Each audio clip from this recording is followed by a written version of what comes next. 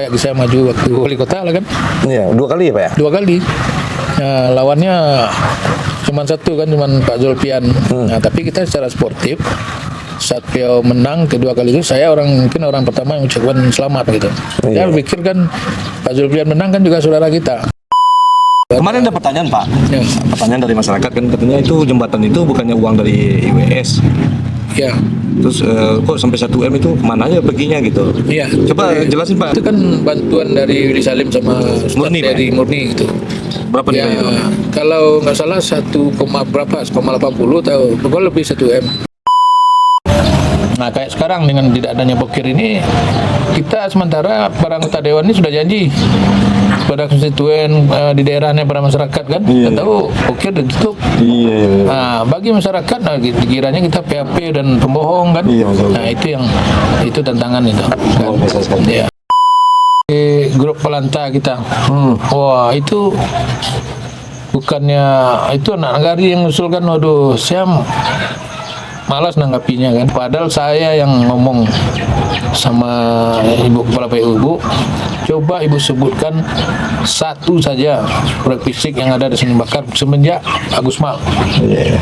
Mereka ngakui tidak ada. Ya tidak ada ini bukan berarti tidak ada sama sekali, tidak. Oh, jalan itu cuman masang atau bronjong itu enggak termasuk proyek besar itu. Cuman ratusan juta, 100 jutaan paling dulu gitu kan. Halo bro, assalamualaikum warahmatullahi wabarakatuh. Alhamdulillah kita sudah sampai di kediaman Bapak kita Ismail Koto. Ya. Sedang mengganggu makan Pak ya. Dari mana Pak? Ada. Ini tadi sore kan kebiasaan kita habis mandi. Jadi pas pengen makan pempek. Pempek sirangka namanya kalau di peninggalan. Ini agak penipu dikit, sirangka, tapi dari tepung. Tapi dari tepung. Sirangka. Dari tepung dan ubi gitu. Pak Ismail kebetulan adalah seorang anggota Dewan Perwakilan Rakyat di Kabupaten Solok Pak ya. Ya. Menduduki jabatan Ketua Komisi 3 ya Pak. Ya. Pak dulu waktu masa kecil di Solok apa? Saya di rantau dulu. Pernah di rantau? Di rantau di Sungai Penuh, Kerinci kan. Nah itu Orang tua dulunya kan prajurit KKO. Hari ini kemarin sekarang ya. Tapi aslinya dari mana Pak? asli putra Senembaka. Pesannya Bangka ya, Bapak ayah ibu ya. Ayah dan ibu Senembaka, ibu Kotoraso, ayah Balai Mansiang. Suku Koto. Nah, Angku, Padang. Saya termasuk lengkap ini. Sana Bangka Tulen dong. No iyalah. Itu bagaimana pengalaman masa kecil lu? Makan dulu Pak. Ya.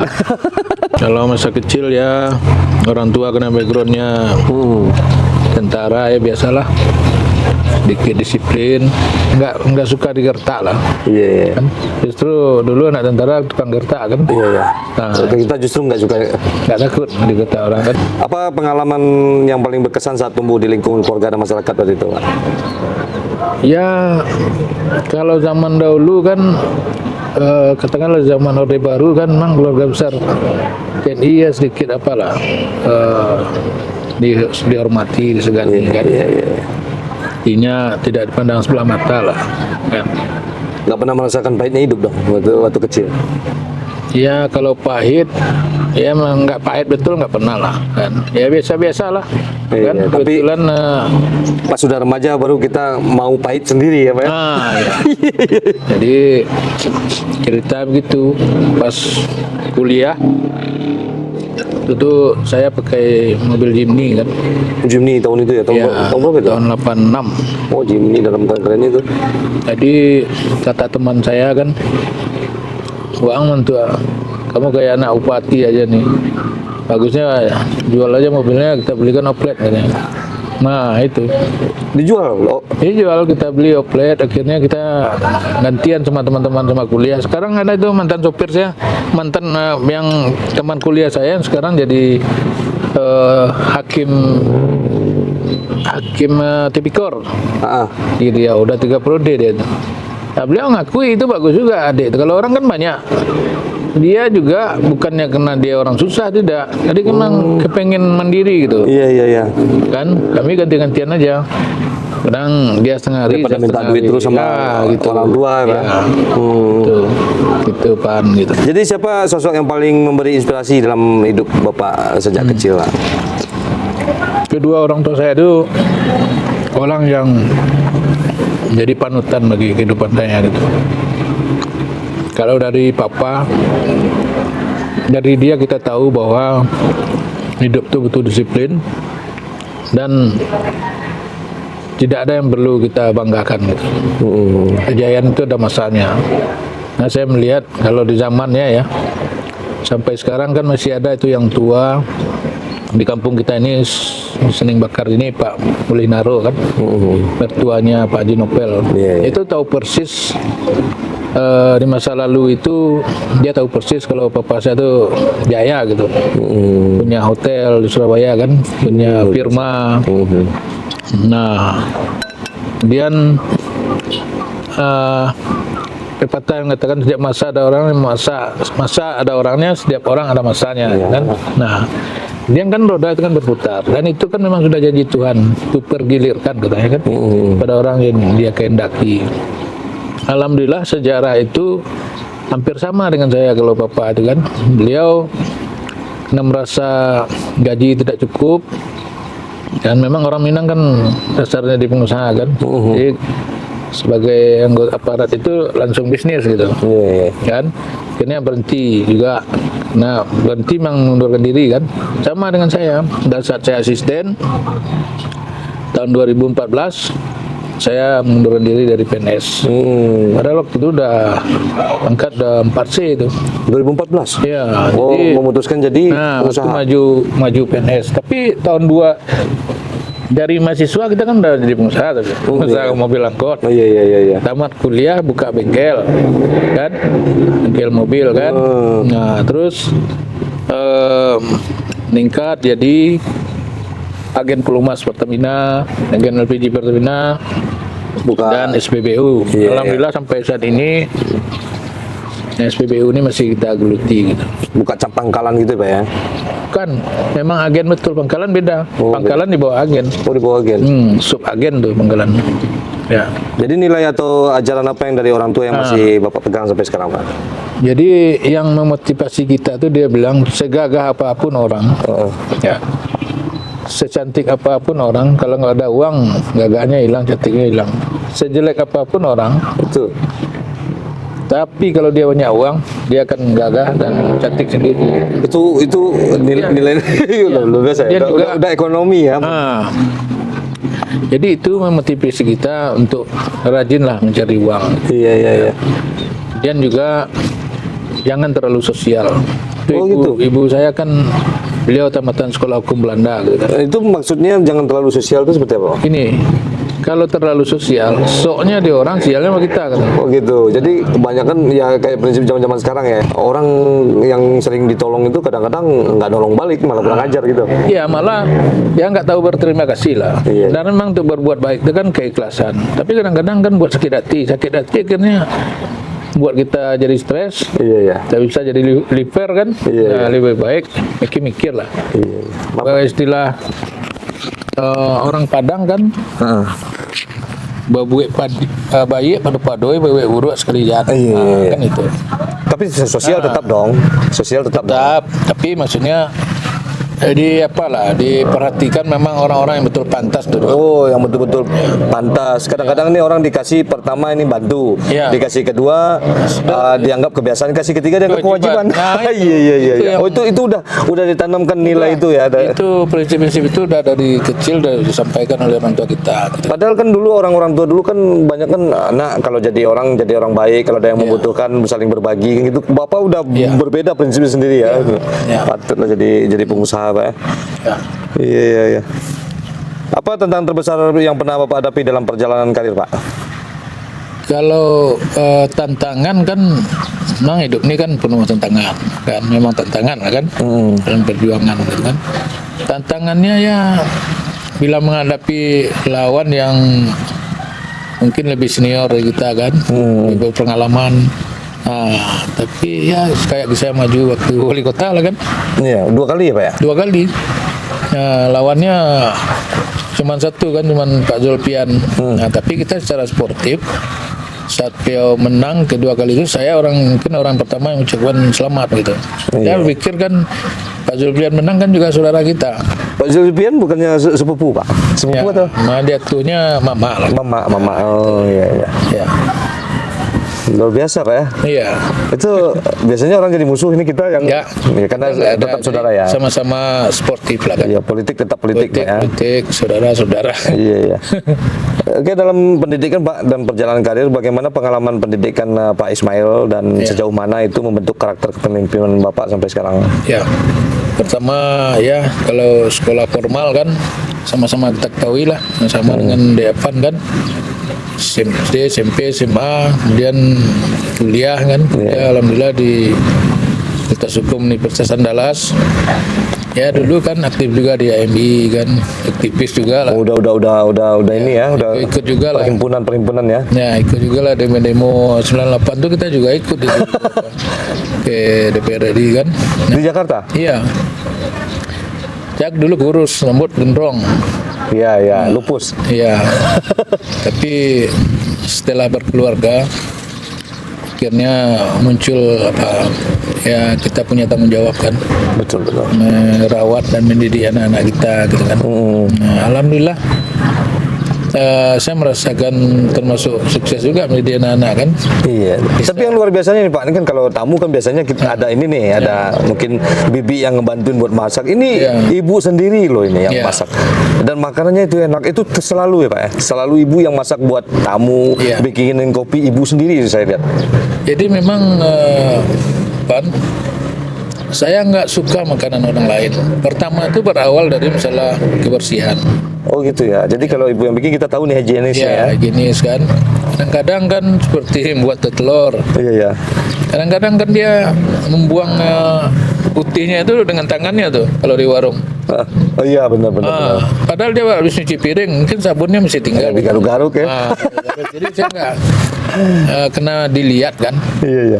Nah, kadang kita terasa jijik kan karena melihat langsung. Iya. Saya nggak suka makan sembarangan. Gitu. Iya. Alhamdulillah ya masalah kesehatan bisa kita nggak pernah sakit. Iya. Ya sakit pilek, batuk biasa lah. Jadi kemanapun pergi harus bawa ibu. Nah, saya kalau nggak ada ibu justru saya yang merasa susah gitu. Iya, luar biasa. Memang kalau di belakang laki yang sukses kan katanya ada wanita yang hebat gitu ya Pak. Iya. Ibu juga bagus lah SDM ibu. Dulu SMA-nya kan jurusan fisika di Adabiyah Padang. Alhamdulillah anak-anak dari kecil juara terus lah, dan juara semua. Yang paling kecil katanya juara umum terus ya? Juara umum yang kelimanya. Nomor 1, 2, 3 dokter anak saya kan. Nah, yang 1, 2 itu alumni Universitas Andalas. Karena kalau dokter semua susah, ntar bikin rumah sakit sendiri lagi. Iya. Oke, kita menuju ke ini Pak, perjalanan menjadi anggota Dewan Pak. Ya. Itu apa motivasi ya Pak untuk maju sebagai calon DPRD dulu? Motivasinya? Pertama setelah kalah jadi wali kota, maju wali kota itu saya masih ada usia pensiun 12 tahun lagi. Kan berhenti sama atau pensiun muda kan. Setelah kalah itu kan, kalau kita di kampung nih kan orang kan nggak tahu. Termasuklah sejarah saya masuk PNS gara-gara itu. Kalau kita di kampung pada umumnya ya, di desa ya, walaupun kita sarjana tapi tidak PNS dianggap pengangguran. Gitu ya. Nah, kalau papa dulu kan karena sejarah dia itu kan katakanlah dari TNI mundur karena zaman itu kan memang gajinya kan memang nggak layak kan. Iya. Nah, dan sukses di bisnis. Kalau saya waktu itu kan dipaksa ibu juga. Beliau merasa tidak adil kalau saya tidak PNS gitu. Iya. Jadi suruh masuk PNS, alhamdulillah bagus, karir juga bagus kan. Di masa kerja 10 tahun saya udah kepala dinas. Jadi kadin ya? Ya, di kepala dinas di Sulawesi Selatan. Di Sulawesi Selatan. Iya, jadi setelah saya lalui pas macam kan memang sebelum jadi PNS kita udah jadi pengusaha kan. Alhamdulillah usaha itu kan juga usaha yang kalau menurut saya elegan lah. Saya berterima kasih kepada Tuhan kan. Nah orang kaya banyak tapi tidak semua orang bisa gabung ke Pertamina kan. Alhamdulillah kita bisa gitu kan. Nah, dan itu kita raih di usia muda gitu kan. Nah itu Pak. Jadi motivasinya untuk jadi DPRD? Nah Jadi setelah kalah di wali kota, inti kan saya duduk-duduk menung-menung kan, lihat juga main domino di apa? PNS sudah enggak nih? Nah, PNS sudah Tinggal- walaupun usaha masih jalan, jadi pengusaha aja nih. Usahanya Ya. kan. Terus saya duduk-duduk di warung main domino di bawah beringin. Orang-orang banyak usulannya.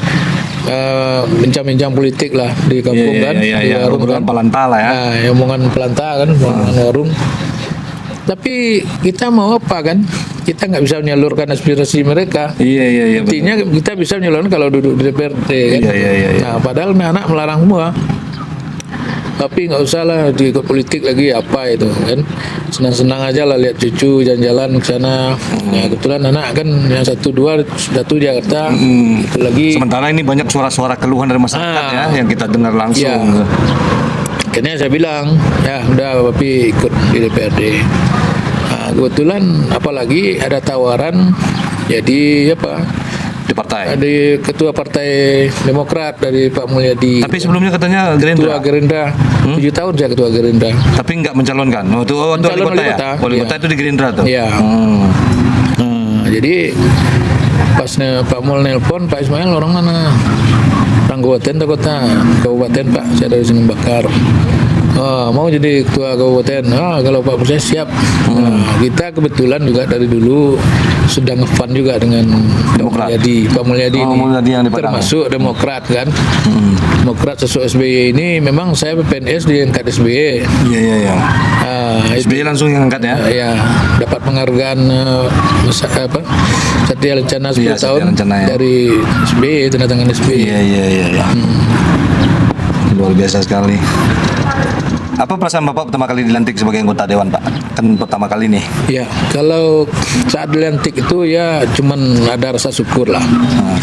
Karena kita sudah biasa dilantik kan waktu Iya, PNS kan, nggak mengagetkan lah, biasa kan. Iya. Nah, cuman itu tadi kepuasan kita, alhamdulillah apa yang kita kehendaki dikabulkan Tuhan. Cuman jadi wali kota aja yang belum. Iya betul. Jadi perbedaan antara dunia birokrasi sama dunia pengusaha dan politik itu Bapak bisa bedain apa aja? Oh bedanya? ya, Jadi mengedukasi kan? benar. Kalau di politik memang kita tidak bisa idealis. Iya. Sesuai dengan pepatahnya kan, adegiumnya kan mengatakan bahwa politik kan tidak ada yang abadi. Iya. Politik kan kepentingan. Tidak ada teman abadi. Iya. Tidak ada ya. Jadi Musuh yang abadi. itu bedanya kan. Kalau jadi pengusaha juga harus punya strategi, punya cara politiknya banyak cara kan. Pengusaha juga Sebenarnya semuanya berpolitik. Pak. berpolitik. Iya. Ya, jadi untuk mencapai itu kita juga harus berpolitik kan. Gimana konsumen tuh biasanya jadi konsumen si A, bisa kita raih jadi konsumen kita kan, sama kan itu namanya salah satu Iya. upaya-upaya atau tindakan politik gitu. Ya, bukan berarti politik itu maksudnya berhubungan dengan apa saja kan, kepala daerah, presiden segala macam kan. Ya kalau menurut saya kan sesuai dengan definisinya banyak cara kan, poli dan etik kan. Nah termasuk di bisnis pun itu Iya. Jadi ada persamaan, ada perbedaannya ya. ada. Nah, Sedikit lah perbedaan, tapi semuanya tetap berpolitik. tetap ya. Cuma gimana Pak? Cuman kan bedanya kan itu.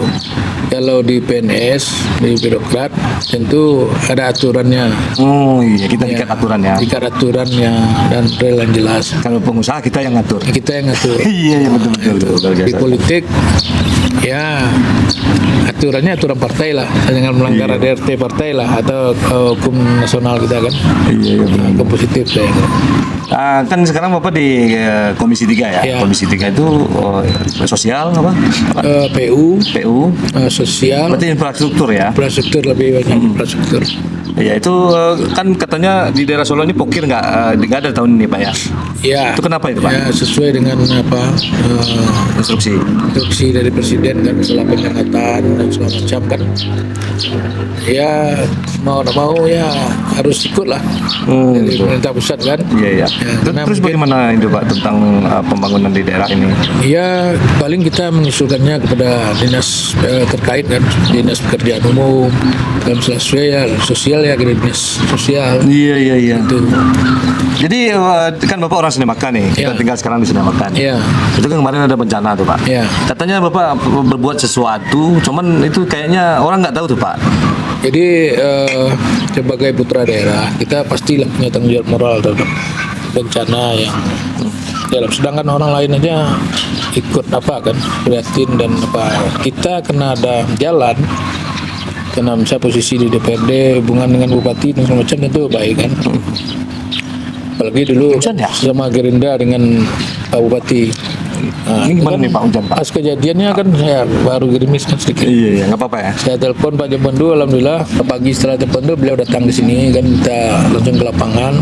Nah, kita minta Pak Jon untuk dapat apalah mengusulkan bantuan yang sebanyak-banyaknya untuk negara kita kan. Bapak yang ngusulin? Ya kita sampaikan ke Pak Jon juga yang mengusulkan secara resmi tentu beliau kan. Iya. Ya, sebagai kepala daerah. Tapi kita yang Kita yang ini yang mendorong lah gitu. lobby dan dorong beliau kan. Itu kapan itu dibikinnya tuh Pak? Udah peletakan? Udah mulai kan dikerjakan. Tapi kan kemarin itu, sekarang kan masih ada tuh buat beronjong yang belum dipasang. Nah, kemarin kita sempat nyusul lagi pengen tahu ke dinas pekerjaan umum kenapa beronjongnya masih ada tapi kok nggak bekerja. Kemudian bukannya nggak kerja Pak, ini tetap dilanjutkan tapi sudah menjadi nasional lah, nasional. Udah dibicarakan di Bapenas katanya. Oh gitu ya. Nah, itu. Jadi yang di Jembatan Kuo itu? Kalimantan Kuo memang itu Kuo tidak apa ya? masuk. Pokoknya daerah Yelasi lah daerah gitu ya. sana itu kebetulan anggaran tidak ada. Kalau dibiarkan ditunggu proyek pemerintah mungkin lama lagi. Sementara fondasi udah habis. Saya secara ikhlas membantu secara pribadi. Ya, gitu. Ya kita nggak harus tahu kan, yang tahu kan Allah SWT. Iya, itu lumayan juga lah kalau diangkakan lah gitu. Betul. Sangat luar biasa sekali ya. Tapi itu nggak disorot media loh itu. Iya betul. Kita tahu dari mulut ke mulut aja gitu. Iya, ya banyak lah. Kalau di DPRD saya sering ngotot juga tuh menyampaikan bahwa Saning Bakar ini nggak pernah dapat proyek listrik. Coba sebutkan satu saja, saya bilang ke Dinas PU. Bagi orang yang ada pengusaha kita yang menganggap wah kalau bilang nggak ada tuh bohong, keliru dia. Kalau cuma 100-200 tentu ya ada. Itu bagi kita tuh nggak masuk hitungan itu. Iya. Proyek listrik ini ya yang apalah, ya minimal 500 juta gitu ya. kan. 500 1 M ya. Kayak dari Sulaiman sama Willy Salim tuh lah. Nah itu kalau 50 sama Perantau yang bikin ya. 100 itu biasa ya, itu kita bersyukur itu. Kemarin ada pertanyaan Pak. Ya. Pertanyaan dari masyarakat kan katanya itu jembatan itu bukannya uang dari IWS. Ya, Terus kok sampai 1 M itu kemana aja perginya gitu. iya. Coba jelasin Pak. Itu kan bantuan dari Willy Salim sama Murni, Pak? dari Murni itu. Berapa Ya, nilainya? kalau nggak salah 1,80 tahu, pokoknya lebih 1 M. Luar biasa. Ya, tapi kadang-kadang ya kita nggak tahu ya, konstruksi di bawahnya kan tentu Yang di bawahnya ya. dirancang sekuat mungkin kan. Iya. Nah, kan ada pihak ketiga kan juga cari untung kan. Iya betul. Itu hujan nih. Iya, Bang. gimana? Ya, Pindah. kita geser ya. Ya, geser. Ya. Oke, kita pindah tempat ya karena kebetulan hujan mulai turun. Sebenarnya ada beberapa pertanyaan lagi nih yang mungkin menarik juga ya buat kita bahas. Jadi pas di anggota dewan tadi Pak, yang yang Komisi 3 tadi, Iya. apa prioritas yang ingin Bapak dorong sebagai ketua Komisi 3 itu Pak? Ya, sebagai apa yang membidangi KPU-an ya, infrastruktur, tentunya kita memacu pembangunan fisik di semua daerah di Kabupaten Solok. Apalagi kita sama-sama tahu kan bahwa apalagi di utara ini kan seperti kecamatan 10 kota di atas kan, arah Sulit Air, Barambang kan, Ninjauan itu kan infrastrukturnya sangat parah sekali gitu. Ya. Nah, tapi kadang-kadang kan itu yang membuat kita itu terkendala gitu. Keterbatasan anggaran kita. Iya betul. PBD kita kecil, karena PAD kita juga kecil kan. Jadi terpaksa lah sistem arisan mungkin kan. Iya. Nah, itu. Ganti-gantian gitu. Jadi Gantian. ada daerah yang mungkin sedikit lambat ya. Iya, itu. Ada yang duluan. Nunggu antrian lah kan. Iya. Iya. Nah, jadi bagaimana Bapak menjaga komunikasi dengan masyarakat agar aspirasi mereka benar-benar tersampaikan gitu? Bagaimana cara Bapak menjaga seperti yang kita lihat kemarin itu ya? Iya, jadi pertama bagi masyarakat yang paham dengan situasi dan kondisi keuangan negara, keuangan daerah kan, itu kita enak kan? Iya, lebih enak Ketemu menjelaskan. dengan orang yang tidak paham kan, ya apa juga kita kan, kewalahan juga kita. Dia nggak mau tahu kan, pikirannya mengelola uang pribadi kan. Iya. Bisa dikeluarkan setiap saat kan, misalnya saat anak minta uang atau mau belanja ya keluarkan Langsung keluar ya? saku, ya. Iya. Kalau pemerintah kan banyak aturan, banyak yang harus dipenuhi kan, dilakukan untuk pencairannya itu kan. Iya. Nah, dan juga daerah itu kan bukan hanya daerah kita gitu kan. Iya. Nah itu Pak. Jadi gimana cara menjaganya? Ya caranya aman yang gitu. pertama kita memberikan penjelasan yang logis lah, Iya. yang bisa mereka terima, akhirnya kan mereka memahami kan. Ya kadang-kadang kita terpesan menyampaikan istilah itu juga kepada masyarakat. Sedang minta piti orang kaya itu kadang-kadang lepak ya. Iya. Nah, apalagi minta uang ke negara gitu. Iya betul. Tapi cara minanya mungkin kita akan makan bareng-bareng ya, gitu ya. jadi kita kayak kemarin kan kita ya tidak memutuskan hubungan silaturahmi dan selalu komunikasi atau menjalin silaturahmi dengan mereka kan. Ya itu. Jadi pertanyaan selanjutnya Pak, apa tantangan terbesar dalam menjalankan fungsi pengawasan anggaran dan pembangunan daerah ini Pak? Tantangan terbesarnya pada saat itulah paling ya, pejabat itu dia kan juga punya janji kan, kayak bupati dengan wakilnya kan waktu kampanye dia kan juga janji pada masyarakat. Nah, janji itu kan tidak aja masyarakat negara kita kan, tapi seluruh wilayah yang ada di Kabupaten Solok pada saat dia kampanye kan. Nah, kita tidak bisa juga menyalahkan kan, namanya aja orang yang mau meraih simpati dari masyarakat, ya wajar lah dia menyampaikan programnya kan. Ya kadang-kadang program itu terpenuhi, kadang tidak. Iya betul. Nah, kadang-kadang ada yang kita yang perlu mendesak. Bagi kita yang paling mendesak.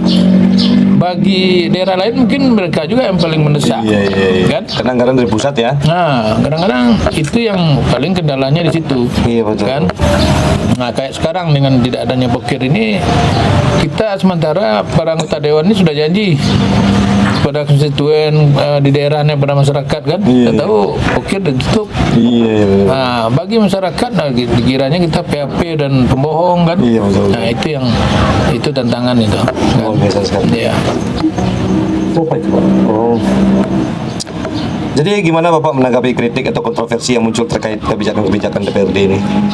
Ya, kalau saya alhamdulillah saya pribadi kan memang karena dulunya pernah jadi pejabat di daerah, sudah sering lah menghadapi hal yang demikian. Ya bisa dikatakan ya. Agak terlatih lah menghadapi itu kan. Nah. Kasih kisi-kisinya dikit Pak, cara-caranya. Ya pertama bagaimana kita menanggapinya tidak dengan emosional kan, dan harus mengedepankan rasional sehingga mereka bisa memahaminya kan. Antara logika dan perasaan itu harus seimbang. Kadang-kadang berhadapan sama kita dia cara ngomongnya kayak orang marah aja ya. Kayak orang marah, kasar kan. Nah, kadang-kadang memang kita perlu nyemes sekali kan. Iya, kadang-kadang kita puji ya. Puji gitu. Nah, ya menyesuaikanlah dengan karakter orang yang kita hadapi kan. Iya, luar biasa sekali.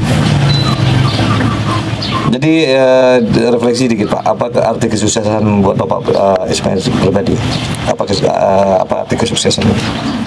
Kalau saya menganggap sukses itu kan sesuatu yang kita cita-citakan tercapai, itu yang sukses kan. Iya. Nah, kan kita berhayal misalnya mau bikin rumah, kita tahu dikabulkan Tuhan kan, ingin bikin rumah di tepi pantai Kebukan, ingin beli mobil, itu sukses itu. Saya itu yang sukses kan. Iya. Ya apa yang kita Sukses itu ceritakan, sesuatu yang diraih secara nyata gitu secara ya. nyata gitu. Ya, bukan mimpi kan. Iya. Itu yang sukses sebenarnya ya. Sukses yang dalam artian yang sesungguhnya. Iya betul. Iya. Jadi apa harapan Bapak untuk generasi muda di Kabupaten Solo ini ingin berkontribusi di dunia politik, misalnya generasi muda ini nanti terjun ke dunia politik? Ya, kalau saya secara pribadi khususnya tentunya kita bicara Kabupaten Solo ya. Nah, kita sebagai putra daerah Solo, Kabupaten Solo, tentunya pembangunan dan kemajuan Kabupaten Solo ini adalah tanggung jawab moral kita bersama. Ya, pertama kita juga berharap ya pada instansi terkait, katakanlah yang menyaring proses untuk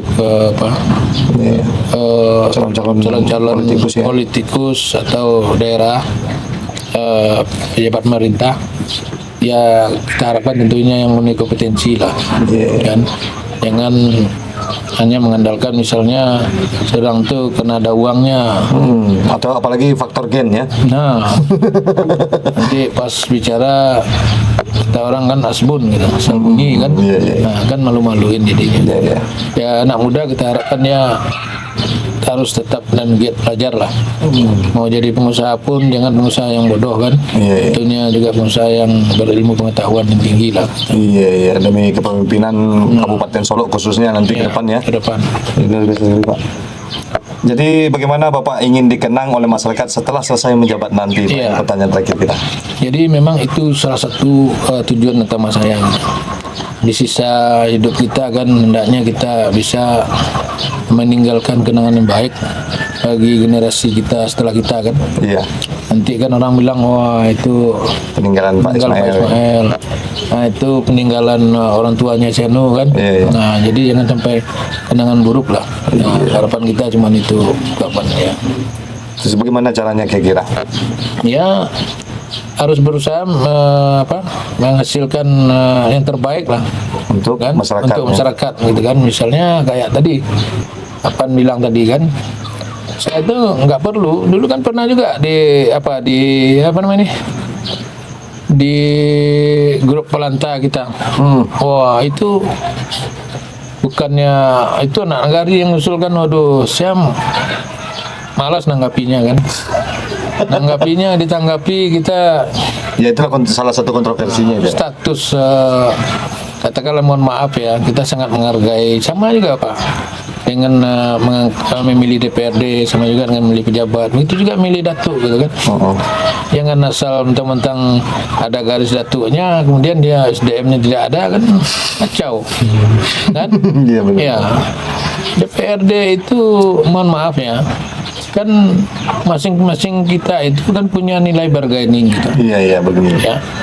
Kalau saya di DPRD kebetulan ketua partai, ketua fraksi, ketua komisi. Jadi nilai bargaining itu berbeda dengan anggota biasa gitu kan. Nah, jadi itu yang saya herankan, itu anak negari.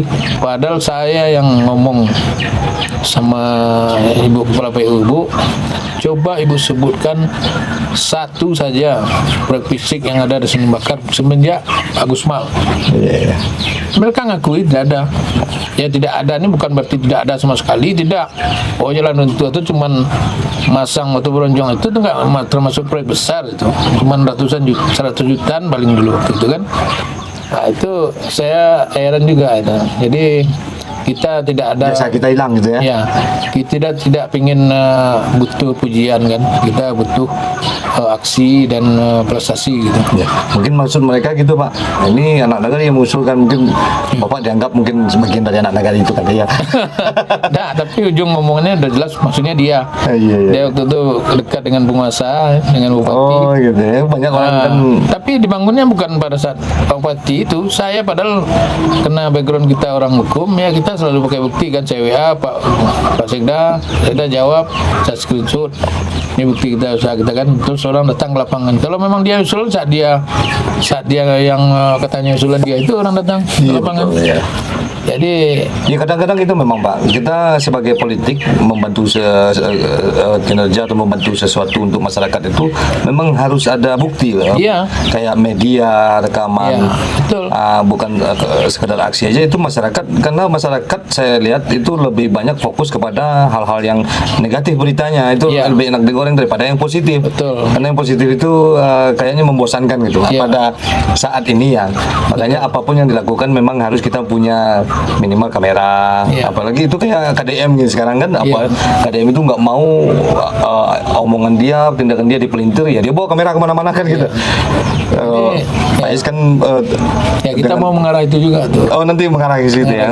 Kalau Pak Is kan masih belum ya. Ya masih belum, kita ada juga rencana arah ke situ kan. Iya. Memang kita harus mengikuti perkembangan zaman kan. Iya ya. Dan sekarang harus memang hati-hati gitu. Harus hati-hati gitu. Jadi, Karena banyak yang ngambil nama nih. Iya, itu banyak saya lihat. Contohnya saja kayak rapat di pemilihan penetapan calon wali negara kemarin. PAW ya. Apa yang disampaikan kepala dinas PSDM itu mungkin dalam pemikiran juga ada kan, tapi dia sebelum ngomong itu saya sudah menyampaikan hal itu. Tapi ada salah seorang kita kan, masyarakat kita, wah mantap Pak, akhirnya Bapak yang menguncinya. Waduh, saya pikir Padahal kita udah bahas itu Padahal kita udah bahas berhari-hari itu. sebelumnya. Ya, berhari-hari. Cuman dia nggak tahu ya. dia nggak tahu. Nah, jadi Iya. itulah. Itulah politik Pak. Nah, itulah kondisi. Tapi sabar Pak ya untuk Sabar, menghadapi itu. nggak Ya. perlu, kita nggak perlu kan, kita nggak perlu harus melawan itu. Sempat jawaban dengan mereka kan nggak perlu. Iya. Lagi Berdebat lah ya. berdebat nggak perlu, ya nggak level lah kan. Ya. Luar biasa sekali Pak. Jadi karakter Pak Ismail ini memang seperti ini, apa adanya gitu, nggak ada yang Iya. dibuat-buat, tidak di apa namanya, dibaik-baikan cara ngomongnya, apa adanya, hitam adalah hitam Pak ya, Iya. dan putih adalah putih. Luar biasa. Itu mungkin kelemahan saya Pak Pan. Entah kelemahan atau kelebihan saya nggak tahu, tapi mungkin itu kelemahan lah. Saya nggak bisa menjilat. Pura-pura ya. Ya, sama dulu pada saatnya saya di Solo Selatan, saat jadi komandan pasukan barisan kan, Pak Bupati Musni Jagaria, saya kan nggak mendukung dia awalnya. Jadi pas sambutan pertamanya, apel pertamanya, dia kan menyampaikan, malam tadi banyak tokoh masyarakat, LSM, tim sukses yang menyampaikan kepada saya, tolong nunjukkan Ismail Koto, Angger Ismail Koto, kan? Saya langsung menjawab, siap, saya siap dinonjokkan. Bapak bilang memang tidak Bapak butuhkan. Tapi kata Pak Bupati, saya berpikir lain. Justru Ismail Koto lah orang yang bisa kita pakai. Gitu. Dia punya sikap tandean. Saya ditanya mana Nasution, saya Nasution. Jadi bagus itu. Pak Musni itu dia tidak mau dihasut orang. Berarti sosok inspirasi juga buat Pak Is ya. Dia kan orang ISA kan, dia MN kan, insinyur teknik kan. Nah, MN-nya kan di luar negeri itu kan. Jadi dia ini memang tak bisa diprovokasi lah. Nggak bisa dibeli lah ya. Ya, bisa dibeli lah, dia sudah payah maksudnya. Kecuali ada buktinya dia orang ISA kan. Nah, Oke, karena hari sudah malam dan kalau kita berbicara panjang lebar itu sangat banyak sekali yang harus dibahas Pak ya. Mungkin Iya. nanti insya Allah ada kesempatan lagi. Dan saya jangan lupa itu saya ngikutin beberapa hari kegiatannya Pak Ismail Koto. Silakan Iya. ditonton kesibukannya sampai saya ngos-ngosan ya. Oke, juga ada pertemuan nanti acara dengan warga, ada makan-makan Pak ya. Iya. Makan-makan, acara door prize. nanti iya, ya. itu menyambut tahun baru Islam kan. Iya. Menyambut tahun baru Islamnya dengan masyarakat. Oke, Bros, terima kasih Pak Ismail Koto. Iya, terima kasih Pak. Luar biasa sekali udah meluangkan waktunya buat kita, walaupun dengan hanya makan pempek sirangka, Pak. Pempek sirangka ini legend ya. Legend ini. Nanti kalau teman-teman yang bukan dari Sumatera Barat mau ke daerah Solo, cari itu pempek sirangka itu. Iya, itu cara dipaningkan. dibandingkan sudah bakal merupakan Iya. ada. Oke bro, sampai di sini perjumpaan kita. Majulah Minangkabau, majulah Indonesia, bersama saya Dapan Amin. Mupa, dan di sebelah saya ada Bapak Dewan Perwakilan kita Ismail Koto. Assalamualaikum warahmatullahi wabarakatuh. Assalamualaikum warahmatullahi wabarakatuh.